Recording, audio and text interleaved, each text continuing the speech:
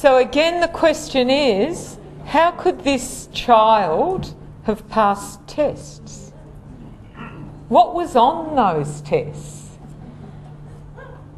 What does our assessment look like, and does our assessment actually assess for understanding or not?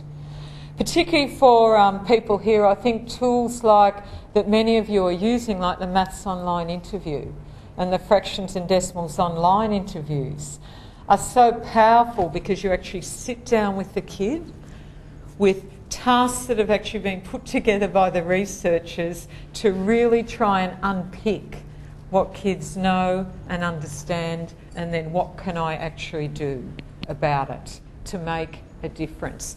And often the thing is, as a teacher, I'll discover I've got the same misconception as well that the kids have. I know I taught stuff about magnets for years that was just downright wrong to those poor old year 10s.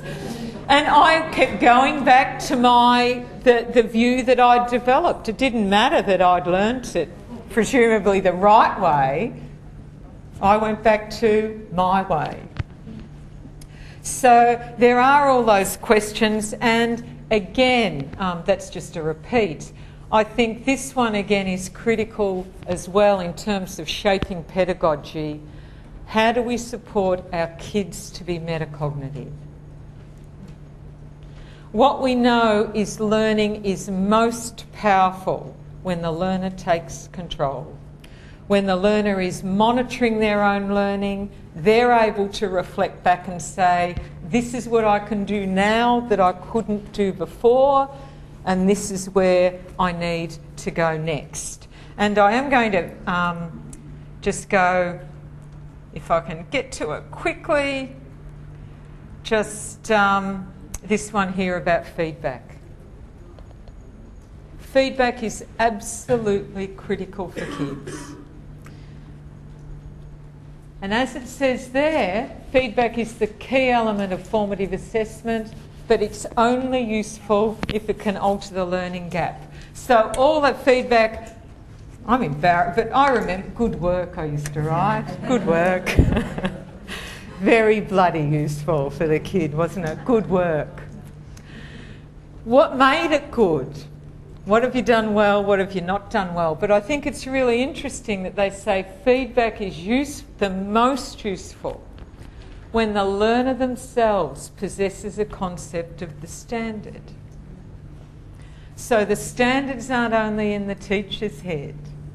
The kids know as well, what are the standards in kids speak?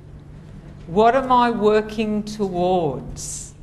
What's the next step that I'm actually going for? To compare what I've done with the standard and then to engage in appropriate action to bridge the learning gap.